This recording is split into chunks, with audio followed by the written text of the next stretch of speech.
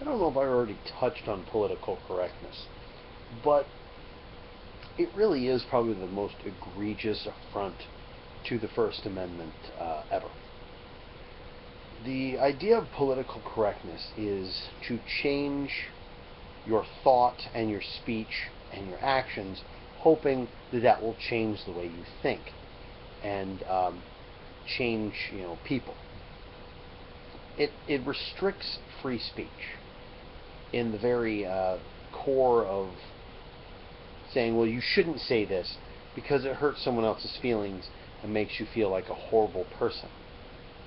Well, those of us who are smarter don't really hold to that. It's not politically correct to get into an argument with an old person now, because old people are old and they've seen so much and they've done so much with their lives. No, they haven't. They haven't done bull. They haven't done fucking shit. You can't. It's political correctness is the ability to be right even when you're wrong. To throw whatever kind of card you want down, regardless of what it is, and still be right, no matter how wrong you are. Well, this is a stupid example, but say there's an aardvark in the middle of the room, and two people of different ethnicities argue that is, whether or not that's an aardvark. One person says it's a pig, one person says it's an aardvark. The person that says it's a pig says, you only disagree with me because I'm of this ethnicity and you hate me. Well, automatically, then he's like, no, but it's an aardvark. It has to be an aardvark because it's got all the traits of an aardvark. Yeah, but you're only saying that because you're a racist. Well, that seems to be a kind of, it's the last bastion of a fight. It's the last refuge, rather, of a scoundrel, much like patriotism is. I can't remember who said it, but it was in Ron Paul's book. Now, most people think that if you are a racist, anything you've contributed to society is moot. I've already touched on this, I believe, saying that if you feel that anybody who's done something wrong, all of their the wrong that somebody has done instantly negates everything they've done right, then you have no jet engines. If George Washington Carver had, been a rapist, then the heart transplant, I do believe it was the heart transplant, or first open heart surgery, it was one of the two, I cannot remember which, then that medical procedure that he invented would be moot. But, of course, he won't, because of the color of his skin. And I know people don't want to hear this, but it is true. And I touched on it before about reverse racism. That, of course, is a bullshit concept. It's just fucking racism. But the political correctness police, otherwise known as thought police, want to change the way a person speaks.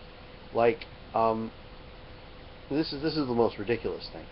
A person actually insisted that I refer to all black people as African American. And I go, well, what about people from Africa, or from Russia, or from England? Do you call them British? Do you just call them, you can call them just Africans? But my point is that I've never been insulted by being called white. I am a white person. My skin is white. It does not define who I am. It is simply an identifying trait. When I call someone black, I'm not saying that they're a bad person or trying to denote something about their personality based on their skin color. I'm just saying that black guy over there has a really nice shirt on, or that white guy over there is smiling too much, or that brown-skinned man over there has pissed his pants. I'm not trying to, and most people aren't. The problem is that we've gotten to the point where we have to force everyone to think like we do. Because if everyone thinks the same, then nobody is upset. But then nobody is special. So I hate the idea of political correctness.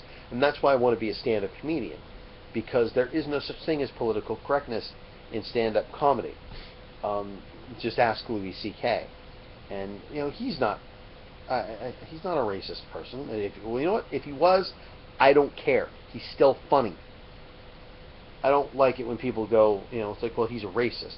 Yeah, but I can still enjoy what he's done. I don't agree with everything that Ron Paul says. People say, well, he's a racist. Well, he still believes in equality. He might, whether or not he is racist is irrelevant, because a person can still say, I don't like you because you're black or Jewish or whatnot, but I respect your right under the law to equal rights. And that's a distinction that you can't seem to make in this country. You can't seem to make anywhere. If someone says, I have a set amount of, or set principles that enough of this ethnicity have defied to make them non-desirable for my company, that I do not wish to associate with that particular ethnic group, but I do not wish the entire ethnic group ill, nor do I wish them to be treated unfairly. I just do not wish to be around that group.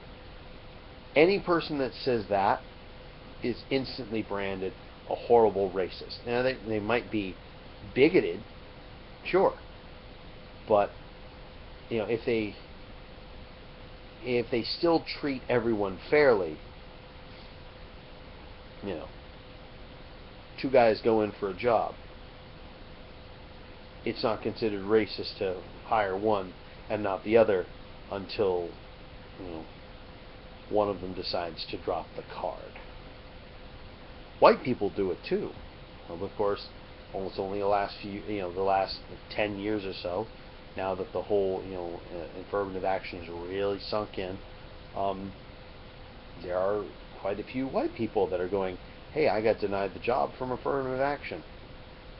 It's racist too. I mean, it's the whole idea of it is kind of racist. So,